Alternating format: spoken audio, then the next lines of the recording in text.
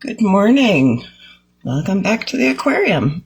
I'm not going to take too long today, but I wanted to talk about why I love being an American woman. I will tell you, like, of all the things of my life, my entire life, that I have looked at and just been like, this doesn't even make sense how fortunate I am. Being born in America at this time is one of those things. Like, my good fortune, really and truly. So I've been talking this week I've been sharing some stories from my time working with Love Talks out in Portland, Oregon. They were an organization that held parties for unhoused people on the streets. The background for that, however, was my own personal life. So we were working on this organization. What we wanted to do was create a model and get some funding from the government. My partner, Linda, had been part of a group that had done this for providing services for at-risk youth and their families in the state of New Jersey. They still use the model that she helped to create. So we were going to try and do something similar with what we were doing. And she had made contact with Senator Ron Wyden out in Oregon. And I had been talking with his office about arranging a visit. We were going to have other politicians and political leaders. And I was going out to Portland for that and to try and get our ground operations smooth so that we could execute. Unfortunately, I didn't make it to the airport before I had a phone call from my then 21-year-old saying, "Mom, you have to come home. Dad says you're never going to be allowed back in the house again." And the issue was that, one, I'm working on something. This is really important. And also I'm working on getting away from this idiot. It's part of why I need this to work. But also, there had been an incident with a gun and a box of bullets a few months earlier, and there had been previous issues, and I had seen how he looked when I left, the look on his face, and I was like, I'm not getting back in that house safely. I could just see, in the time that followed, my kids were like, yeah, I don't think you can come home safely. So I did what I did what I felt like I needed to do, and I continued forward. And everything went horribly. It went really as horrible as you can imagine. My ex almost got his way. I was back in the house once. But I didn't get my stuff back. I lost all custody of my children. Our systems failed in entirety. I have no custody of my children. There were no accusations of abuse. I don't have a drug issue. I was never given a single minute of parenting. I was given it, but it never happened. There was no parenting time. The orders on getting us into family therapy, that just didn't happen. I do think I was able to get some consequences for the guardian ad litem when I was able to prove that she committed perjury. Because she played along with this idea that the kid's therapist said that they just weren't ready to deal with me. Somehow I was insane. Literally the last time I saw one of my kids, I ran into my second oldest and they accused me of trying to murder them. When I got back from Portland a couple months later, cause I didn't have anywhere to come home to. I didn't even have a winter coat, and I didn't know what to do, and I'm dealing with PTSD, and, it was absolutely a disaster. But, life doesn't stop and you have to keep going. And in the middle of this, I made some decisions, and I'm going to be talking about a lot of this stuff in the next week or two. But today I want to focus on the fact that this happened to me as an American woman, which meant that I had levels of freedom that a lot of people, especially women around the world throughout time, could never have dreamed of. This happened, and I could move about freely. There were no restrictions on my movement. Nobody was keeping track of me. As long as I could fend for myself, I was safe. Or had people, obviously I'm still here, so I was safe. I made it through. I had freedom of movement. I could manage my own life. I can make my own decisions. I can handle my own money. I can, I could decide, like, everybody, I don't want to get too into how everything went down, but, I come from the sort of people who will, like, stand there in front of their hoard of cash and their opportunities and say, well, maybe if you got a job at Burger King, and that's not hyperbole, like, that's real. Like, they'll literally say to me, an educated, accomplished person with a lot of skills, like, well, maybe you could get a job at Burger King and just get a cheap apartment and work your way up from there. Like, that is a recipe for disaster. Just tell me you want me to die, like, let's just stop playing in my face. Okay. Anyways. But like, I could make those decisions for myself. I was able to maintain my autonomy. Excuse me. And there were definitely points that I was like, this is the worst thing that's ever happened to anybody. This is, completely wrong. And I mean, I hadn't done anything. And I would be ready to just like absolutely go over the edge. And it really would occur to me, like, the fact that I'm alive right now is something of a miracle. If I had been born in another time and place, I mean, my father, there's something wrong with him. He literally terrorized and physically terrorized toddlers. Okay. I'm the oldest. I probably would have been one of those kids that just didn't make it. I don't know. They fell down the stairs. But fortunately I lived in a time and a place where if I showed up with bruises, somebody was going to say something. I don't think he appreciated it, but worked out well for me. When I got pregnant with my oldest and they tried to force me to place him for adoption and wouldn't support me and I wound up homeless and all of this stuff, like nobody could actually take my kid away from me in that situation. Do you know how many women have been forced into situations where like their children are taken from them? Nobody could do that to me because I was an American woman in modern times. Okay. When I was married, my ex, if we lived in a time and age where there was not modern time, this man watched true crime stuff and decided he couldn't get away with murder. But like in another time and place, women, who is the most dangerous person of women will ever meet? Her husband. Unfortunately, no offense to all the lovely, wonderful husbands. He would never harm anyone out there. But realistically, around the world throughout time, husbands have been the most dangerous person a wife will meet. But we don't live in a time and place where it's that easy to just get away with, offing your wife. Even things like the mental health care. Of course, it's classic. Dude, if I had $1 for every piece of crap who tried to force me to admit that I was just crazy or tried to force me into a situation that left me really vulnerable to, wrong diagnosis, being prescribed medications I don't need, possibly even institutionalization, like, oh my God, it is still alive and well. Come up with something new, people. Yes, women are crazy. We get it. Thank you. Unique. Anyways, but I do have PTSD. And even 10 years ago, people don't understand. People with trauma, particularly developmental trauma, are really, historically, the mental health system has been super dangerous for us.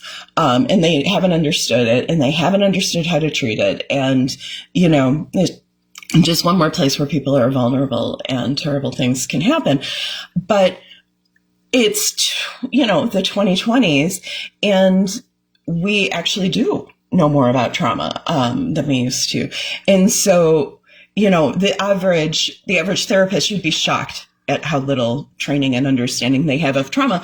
But as I went through, I could access people who knew and understood trauma so that I could navigate, I could get support that I needed, and I could, kind of get help recovering without, it wasn't always easy. Like I said, everybody is just like lighting up. You're crazy, you're a woman, you're in trouble, you must be crazy.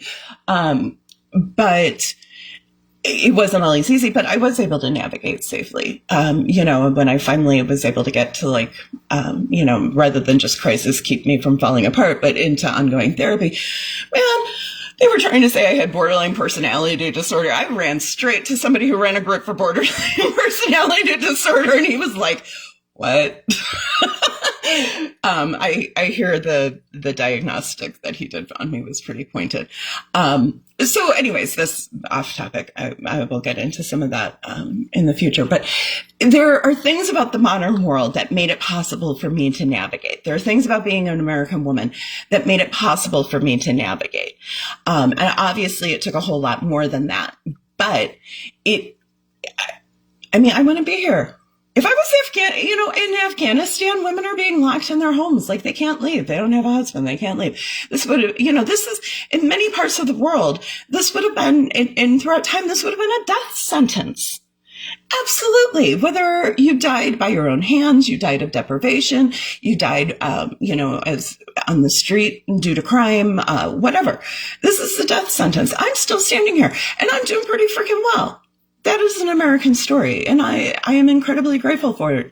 Now, I want to be super, super clear here that I do not want anyone to hear my story and say, oh, well, see, you can overcome anything, and, it's America. You can start with nothing, and you can work your way up, and you can be okay, and blah, blah, blah. Dude, I'm in Mensa. Like, I'm really smart. I have a degree. I have accomplishments. I present well. I have so many things going for me. Like, no, I don't have people. I don't have support.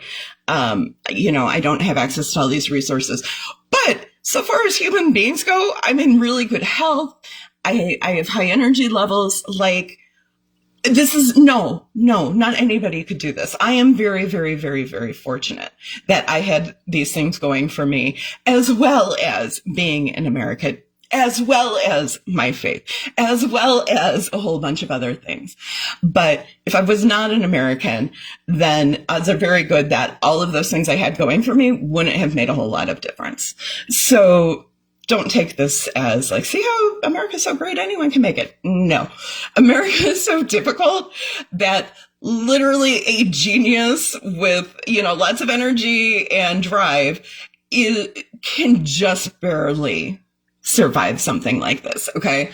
That's it. So like, we're not doing enough is one message I want to hear. I've been all over. I'm telling you, we are not doing enough to help people in trouble. Anyways, but back to the subject at hand. I wanted to touch on one other issue that is really important to me about why I am grateful to be an American. And that actually is our history. And of course, our history, we have not behaved well towards large segments of our society, which is, nothing to be proud of. It's, not unique to America, but it's been pretty bad. But when I was in that place where I would just, be ready to just you should all be glad I'm not a superhero. I don't have powers, because I promise I would have just destroyed the entire freaking planet, and then you would be mad at me, or maybe not. I don't know. But anyways, that wasn't an option. And when I was ready to just flip, I would think of the struggles of African American women. I would think of, God, there are pictures of Native families setting up camp outside of these damn institutional schools that they took their children to, like, people have been through it. And if people can face those things, if Native Americans can still be there, we have our interior minister is there. If African Americans can survive, not so different from what I've been through, where anyone can say anything about you. The systems don't work for you. They work against you.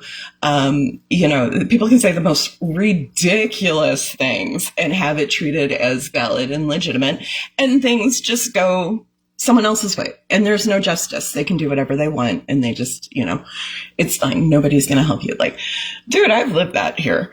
And the lessons, the voices that have come out of African American communities and civil rights in particular, like, I leaned on that stuff. I carry that stuff with me. It's really important. That was a vital component to me making it through.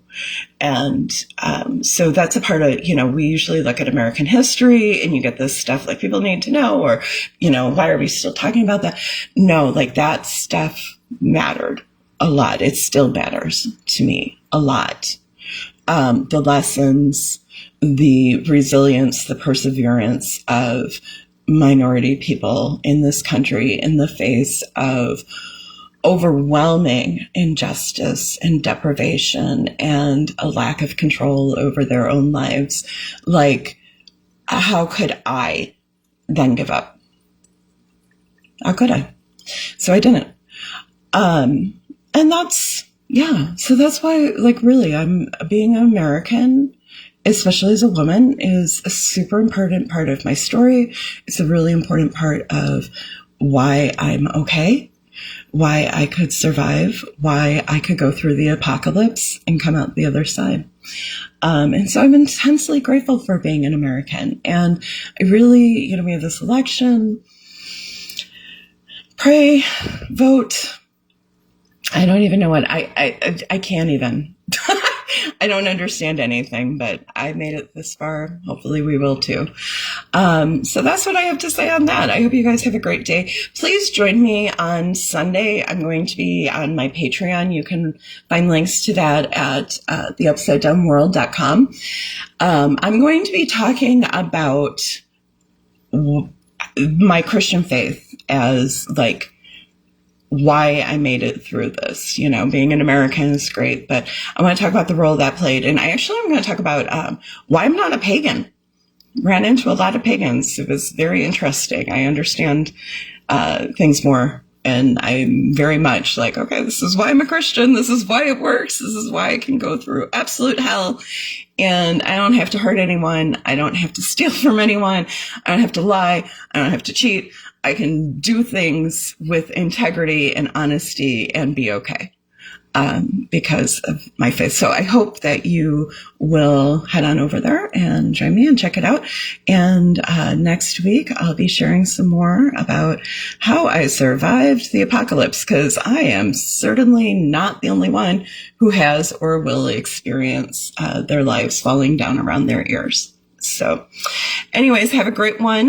Be sure to check out the website, The Upside Down World. While you're there, you can get books, merchandise for all your smart, funny, and insightful friends. And let me know what you think. Pass it on, comment, like, share. Have a good one. I'll talk to you guys later. Bye.